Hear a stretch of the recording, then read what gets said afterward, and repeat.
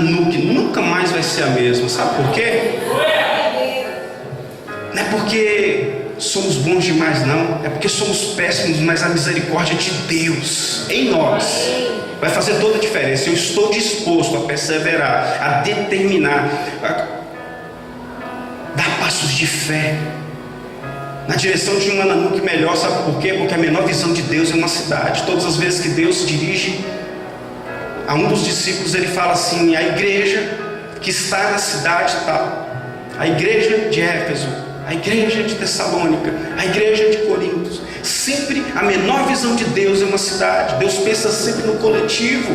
O problema é que nós queremos andar como indivíduos nesses dias, mas nós somos igreja do Senhor quando nós conseguimos pensar coletivamente.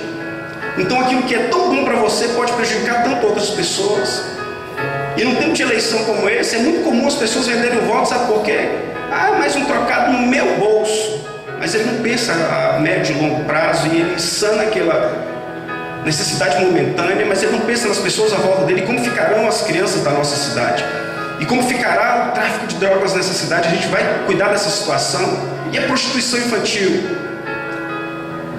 Eu não sabia que quando eu recebia propina de um corrupto para me dar o meu voto para ele, eu estava prolongando essas situações na minha cidade. Pois está, querido. Toda vez que você vende aquilo que é um direito de Deus colocado nas nossas mãos, a Bíblia é muito clara ao dizer que nós devemos respeitar as leis terrenas. Mas nós não conseguimos. Aí ficamos posicionados como alguém que, mas a minha necessidade, a minha caçamba de areia, pastor, era o que eu precisava. Queridos, o mesmo Deus que te sustentou até agora, o mesmo Deus que te trouxe à existência, pode fazer muito mais além do que você pediu ou pensou. Amém. Segundo o poder que opera em nós.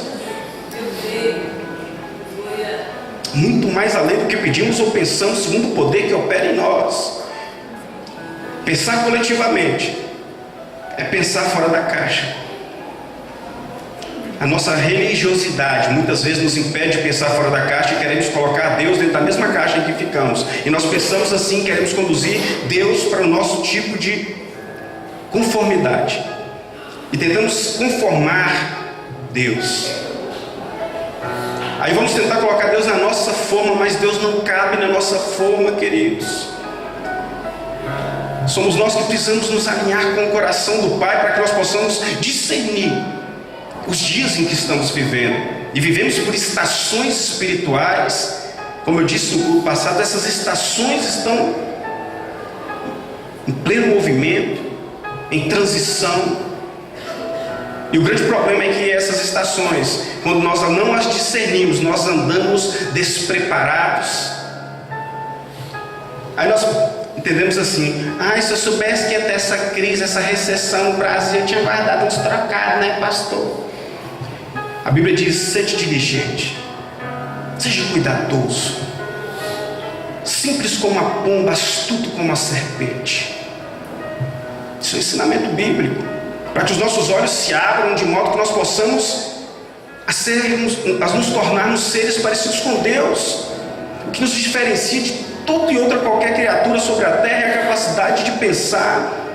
Como eu falei no culto passado, queridos, somos seres físicos, almáticos, filosóficos e espirituais. Somos seres físicos, filosóficos e espirituais. Físicos porque temos um corpo, filosóficos porque temos a capacidade de pensar, e espirituais porque temos a essência, o sopro de vida de Deus em nós.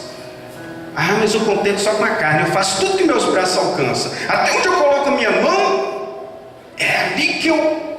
Não, eu só acredito no que eu consigo pegar, no que eu consigo tocar, no que eu consigo alcançar com meus braços. Olha só, Jesus teve que passar por Samaria, e foi necessário, diz a Bíblia, que Jesus passasse por Samaria. Era fora do caminho, fora da rota, dava uma volta maior para ele chegar no destino que ele queria chegar. E ele para diante de um poço, encontra uma mulher, e ele lhe pede água. E essa mulher é uma samaritana. E ela diz: mas como tu, sendo um judeu, me pede água, sendo eu uma samaritana? Sendo que os judeus não suportavam os samaritanos e vice-versa. E ele diz assim: querida, se você beber da água que eu tenho para te dar, você jamais terá sede novamente, porque brotará em ti uma fonte de vida eterna. E ela diz: veja que é profeta. E ele diz assim: onde está o seu marido? E ela diz: não tenho. Ele: de fato você não tem marido, porque 5 homens já teve em sua vida e nenhum desses é seu marido. Foi quando ela disse que via que ele era profeta. E ela volta até a cidade e fala de Jesus para aquele povo. E toda uma cidade é impactada pela presença do Cristo. Mas o que aconteceu? Aquela mulher conseguiu sair da caixa, queridos. Ela conseguiu olhar além dos braços dela. Enquanto ela estava com aquele balde na mão para tirar a água daquele poço, e Jesus lhe pediu a água, Jesus estava mostrando a limitação dos braços dela. Dessa água, quantas vezes você beber, terá sede novamente. Mas da água que eu tenho para te dar, ela vai muito além da sede física. Ela vai saciar a sua alma, ela vai saciar o seu espírito, porque de mim sai vida eterna. Então muitos de nós temos buracos na alma nos quais nós queremos preencher com algumas coisas. E nós dizemos assim: eu sou carente disso, eu sou carente de uma esposa, de um marido, de um amigo, de um namorado, de um dinheiro, de trabalho, eu sou carente de recursos, eu queria ter um bem material, eu queria ter um carro, eu queria viajar ao mundo, E nós tentamos preencher nossas vidas com muitas coisas. Todas essas coisas não são listas. Todas essas coisas não são listas, mas não estão nessas coisas a resposta para nossas vidas. A única resposta que temos, tudo que temos, é Jesus. Amém. A única esperança que temos chama-se Jesus Cristo. Porque Ele é o único que está nos oferecendo uma eternidade com Ele. É o único que está dizendo assim: olha, quando essa carne perecível que você está vivendo com ela, quando acabar os dias dessa carne perecível, desse corpo, quando ele começar a falhar e ele der os sinais de que não vai além desses dias, ainda tem uma opção para você. Eu tenho uma eternidade com o Pai. Aí muita gente fala assim: pastor, mas o bom mesmo é aqui na terra, porque aqui a gente vê as coisas. Queridos, a Bíblia não diz que vão ficar cegos lá no céu. O negócio é que foi incutido em nós a religião, que a gente vai para o céu com roupinha de batismo e com uma nuvenzinha branca e com uma harpinha e ficar lá tocando. Eu quero dizer uma coisa para vocês: o céu é algo no coração de Deus, porque o céu foi criado por Deus. Haverá um novo céu e uma nova terra em Deus. E Jesus disse assim: eu vou ao Pai e vou preparar morada no Pai, com o Pai. Então esse lugar é no coração de Deus. Efésios capítulo 1, versículo 4 diz que Ele nos elegeu nele mesmo desde o princípio dos tempos. Então antes que Ele criasse o ambiente, antes que Ele criasse a terra, Ele já havia nos concebido nele. E agora nós retornamos para Deus e alcançamos a plenitude. Então quando nós dizemos céu, estamos dizendo de um lugar em Deus. Estamos falando de um lugar em Deus, onde as cores são mais intensas, os sons são mais intensos, a velocidade é diferente da velocidade da terra comum, porque lá nós não estaremos mais no Cronos nem no Kairos. Esses lugares em Deus são exatamente o momento onde o Cronos e o Kairos se encontram e se tornam o Aion, a eternidade em Deus. Estou usando essas palavras em grego porque é muito difícil explicar em português simplesmente. Cronos é o tempo terreno, Kairos é um tempo de Deus, e Aion é o tempo eterno em Deus. Então quando Cronos e Kairos se encontram, nós entramos no Aion, no coração de Deus. E agora não há mais medida de tempo nem de espaço. E aquilo que era impossível em Deus se torna possível. E grandes coisas, muito mais além do que nós poderíamos imaginar, estão reservadas para nós. Olha só. Olhando para Jesus, autor e consumador da fé, o qual pelo gozo que lhe estava proposto suportou a cruz, desprezando a afronta, e assentou-se à destra do trono de Deus. Tem várias pessoas que eu gostaria de falar da determinação e da perseverança. Eu comecei falando de Noé. Se você observar a perseverança de José, que por tanto tempo foi injustiçado, foi preso, jogado em cisterna, foi escravizado, tudo injustamente, se tornou governador do Egito. E você olha para Abraão e Deus diz assim: Abraão, não poderia esconder de você que é meu amigo essas coisas que farei com Sodoma e com Gomorra. Eu vou jogar fogo do céu, eu vou destruir todo aquele povo, porque eles desagradam o meu coração terrivelmente. E Abraão começa um diálogo com Deus e diz assim: Senhor, mas se houver naquele lugar 50 justos, eu pouparei pelos 50. Mas se tiver 30, eu pouparei pelos 30. E 20, pouparei se houver 20. E 10, eu pouparei se houver 10. E Abraão foi persistente, determinado, diante de Deus. E pelo menos a família de Ló foi poupada daquele lugar. Infelizmente a esposa dele olhou para trás, e essa perdeu a oportunidade. Ela perdeu a determinação, porque a determinação, querido, dela acabou quando ela começou a pensar: mas eu vivia numa cidade tão boa, tinha todas as coisas, tinha padaria, tinha açougue, tinha farmácia, hospital bom, e agora eu estou indo para o deserto. Queridos, é melhor ir para o deserto com Deus do que termos todas as coisas fora de Deus. E aí nós observamos Moisés, que chega diante de Deus, e depois de receber tantas coisas, tantas revelações naquele monte, na presença de Deus, sabe o que Moisés fala? Senhor, se achei graça aos teus olhos, mostra-me toda a sua glória. Que cara doido, meu Deus. O cara está diante de Deus, Deus está falando com o cara, meu Deus. Agora eu quero ver toda a sua glória. Aí Deus diz assim: porque achei graça, porque achaste graça aos meus olhos, eu vou fazer o que você está me pedindo. Porquanto nenhum homem pode ver a minha face e viver, eu te colocarei na fenda da rocha, com a mão eu vou te cobrir, até que eu tenha passado e que você veja toda a minha glória, quando eu tiver passado. E Moisés presenciou os nossos dias. E Moisés teve um vislumbre do Cristo, muitos centenas de anos antes da vinda do Cristo.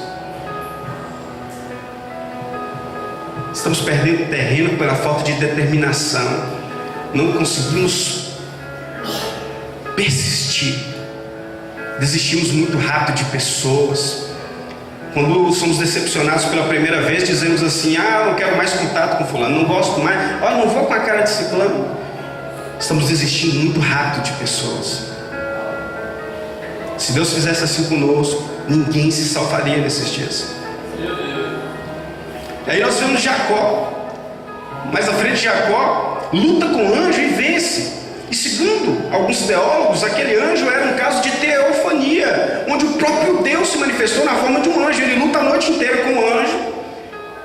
E o anjo: eu tenho que ir, já é chegada a manhã, eu tenho que ir, deu a minha hora. E ele diz: só sai daqui quando me abençoar. E o anjo dá um toque na ligadura da coxa e quadril de Jacó. E ele andou manco pelo resto da vida, mas recebeu a bênção. Então é melhor entrarmos mancos no céu, capengando da perna, mancando.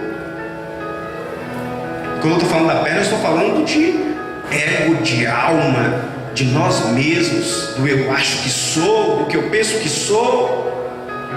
Às vezes é preferível sermos tocados por Deus e recebermos a promessa de Deus, ainda que isso nos custe alguma coisa, ainda que isso nos mude a forma de caminhar, ainda que isso nos coloque numa forma onde as pessoas no mundo vão olhar para nós e dizer assim: mas você é meio torto, né? Você é meio esquisito, diferente dos outros, você anda diferente.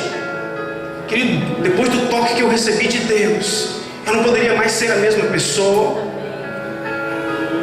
E Jacó, que significa enganador, naquela mesma hora que recebeu o toque daquele anjo, que era o próprio Deus, ele passa a se chamar Israel, que significa príncipe de Deus, príncipe de nações. Querido, só para voltar lá em Abraão rapidamente, só quero recapitular uma coisa. Deus chega para Abraão e diz assim: olha, será pai de multidões. De ti vai nascer uma grande nação. E Abraão chega, fica velhinho, caduco, sem ter nenhum filho, porque Sara era estéril. E já na velhice, Deus lhe dá Isaac, um único filho, pai de multidões. E o povo já há décadas conhecia Abrão como Abraão. Abrão é homem grande, Abraão, pai de multidões. E passa Abraão sem ter nenhum filho diante daquelas pessoas, e escuta da boca das pessoas: olá, bom dia, Abraão, pai de multidões. Bom dia, pai de multidões. Olá, pai de multidões. Boa tarde, pai de multidões. E o cara não tinha um filho sequer. Ele não perdeu a determinação, ele não amaldiçoou a Deus, ele não desistiu, ele não desanimou, ele perseverou porque ele confiava no Senhor. E a confiança dele foi retribuída e veio o filho Isaac. Mas quando Isaac chegou, o coração de Abraão ficou tão preenchido por Isaac, que Deus perdeu o seu altar no coração de Abraão. E agora Isaac se torna para Abraão digno de louvor, alguém em quem ele depositava toda a sua alegria, todos os seus esforços. Agora eu tenho um herdeiro. O que Deus faz? Me dá o seu Isaac. Aí vai Abraão para o monte, e naquela subida daquele monte, eu acredito que o coração de Abraão começa a retornar ao Pai e se posicionar como alguém que ainda tem uma esperança. Porque quando ele chega lá em cima, o filho olha para aquele altar e diz: pai, estamos aqui. Eu vejo a lenha e vejo o altar, mas não vejo o sacrifício. E Abraão diz assim: filho, Deus proverá para si o sacrifício. Abraão amarra o filho, coloca sobre aquele altar e posiciona a faca para sacrificá-lo. Na mesma hora, um anjo desce do céu e diz: não faça mal ao teu filho. Deus já percebeu que você daria tudo por ele. E olhando ao lado, havia um cordeiro amarrado para o sacrifício, representando Cristo, que viria, e após o seu sacrifício todos nós pudéssemos ser resgatados, como Isaac foi resgatado naquele momento. O preço do resgate pelas nossas vidas